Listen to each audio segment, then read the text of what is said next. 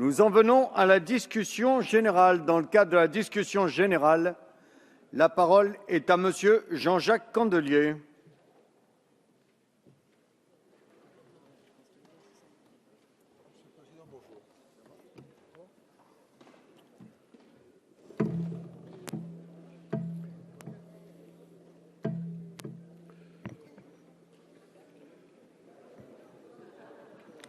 Monsieur le Président, Monsieur le Premier ministre, Madame la Garde des Sceaux, Messieurs les ministres, Monsieur le Président et rapporteur de la Commission des lois, Monsieur le rapporteur de la Commission Défense, Madame la Présidente de la Commission Défense, chers collègues, nous débutons l'examen d'un texte qui propose de définir un cadre juridique clair et unifié aux activités de renseignement. Les députés du Front de gauche ont toujours affirmé que le terrorisme de toutes ses formes, où qu'il se produise et quels qu'en soient les responsables, devait être fermement combattu. Notre détermination est sans faille. Nous partageons le souci du gouvernement d'offrir un cadre légal aux activités des services de renseignement. Nous souhaitons aussi souligner le travail sérieux mené par les députés Jean-Jacques Urvoas et Patrice Vercher, qui ont rendu un rapport sur l'évaluation du cadre juridique applicable aux services de renseignement. La complexité de cette question et la nature même des activités de renseignement méritent un débat de fond, un débat à la hauteur de l'enjeu. C'est la raison pour laquelle nous déplorons le recours à la procédure accélérée. Pourquoi y recourir sur ce texte très technique? Seulement un mois sépare la présentation du projet de loi en Conseil des ministres et son examen aujourd'hui.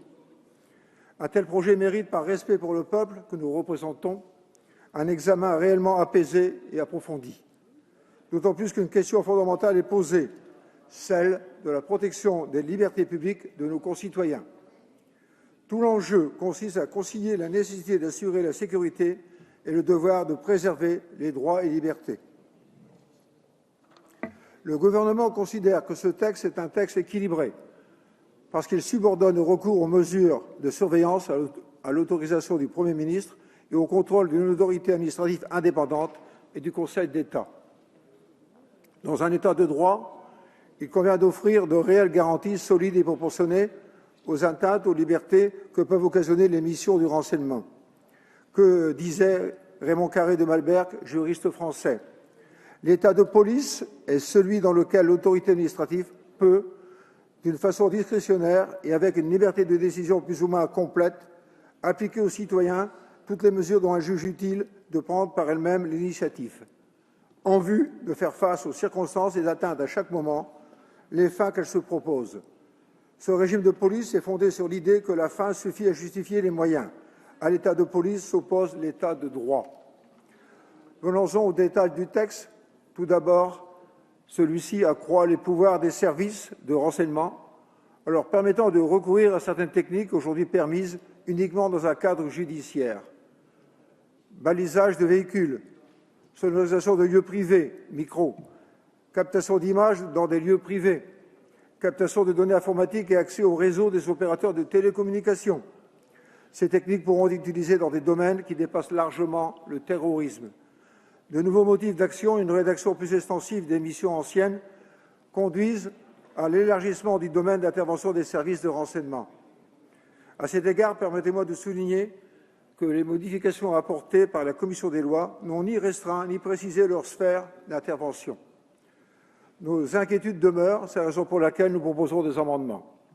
En effet, en commission, des amendements ont été adoptés à l'initiative du rapporteur pour autoriser les services à utiliser des techniques très intrusives pour défendre et même promouvoir les intérêts économiques, scientifiques et industriels majeurs de la France, ainsi que les intérêts majeurs de sa politique étrangère. Ces termes sont flous et extensifs. Qu'est-ce qu'un intérêt majeur? Un point qui me tient à cœur, il a évoqué la prévention des violences collectives de nature à porter atteinte à la sécurité nationale.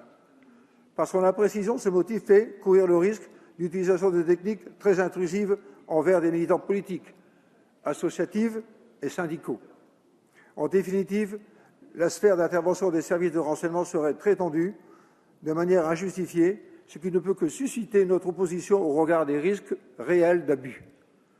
Le recours à ces nombreuses techniques de surveillance, très intrusives dans des domaines élargis, devrait, nous dit-on, être encadré strictement par une nouvelle autorité administrative indépendante, la Commission nationale de contrôle des techniques de renseignement, CNCTR, et par une procédure relevant du Conseil d'État.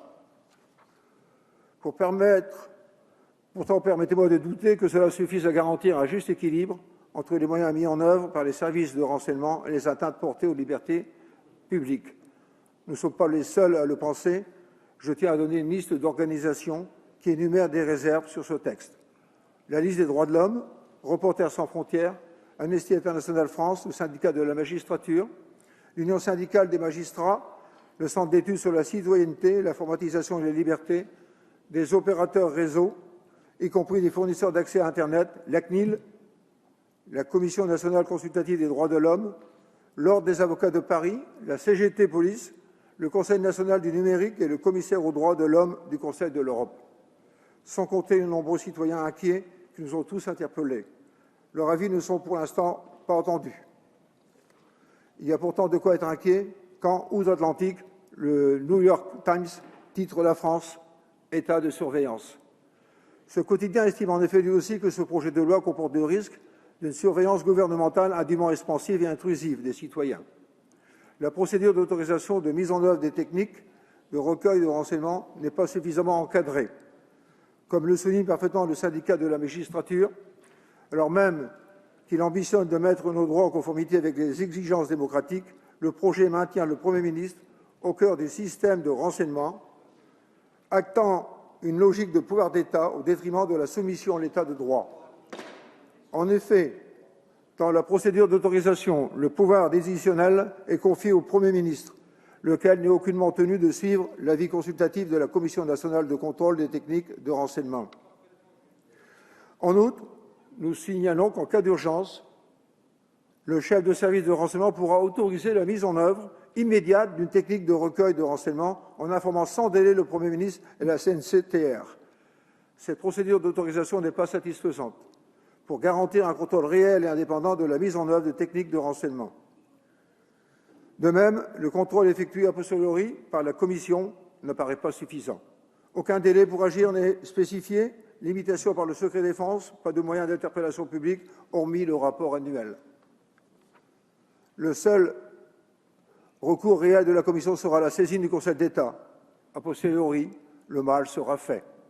S'agissant de ce contrôle juridictionnel, le texte prévoit que la CNCTR, ainsi que toute personne ayant un intérêt direct et personnel, ce qui exclut les associations, peuvent saisir le Conseil d'État. Notons que l'existence d'un contrôle juridictionnel constitue une avancée. Pour autant, on ne peut que regretter son insuffisance. D'une part, le contrôle du Conseil d'État sera rendu très difficile en pratique à cause de la procédure placée sous le sceau du secret défense, absence de contradictoire, huis clos. Le Conseil d'État n'aura aucun pouvoir d'appréciation sur la pertinence de la classification secret défense des informations qui lui seront transmises. D'autre part, il n'est pas compréhensible, comme le souligne l'USM, que les atteintes les plus graves à la liberté individuelle, impliquant à la fois la violation de la vie privée et du domicile, ne soient pas soumises au juge judiciaire. Pourtant, le principe de la compétence du juge judiciaire pour les atteintes aux libertés individuelles est reconnu de façon constitutionnelle. Note positive tout de même, les députés ont restreint l'utilisation des appareils qui interceptent dans un périmètre donné toutes les communications en imitant le fonctionnement d'un relais de téléphonie mobile. J'y reviendrai. Ce projet de loi organise toutefois une véritable surveillance de masse, sans garantie suffisante. Comment peut-on accepter de suivre les dérives des États-Unis? Après les révélations et la réforme promise par la Maison-Blanche, la NSA continue ses pratiques d'espionnage de masse en toute impunité. Cette agence espionnerait la majorité des ordinateurs dans le monde. Nul ne peut nier la nécessité de provoquer au mieux notre pays, mais plutôt que par la multiplication de lois potentiellement contre-productives, cela doit se faire en donnant les moyens humains et matériels nécessaires à notre système judiciaire dans son ensemble. Les organismes de surveillance américains l'ont déjà vécu. Ils n'ont été capables de montrer aucun résultat concret de cette surveillance de masse que nous devrions reproduire. En résumé, nous sommes fermement opposés à l'instauration de toute forme de surveillance de masse.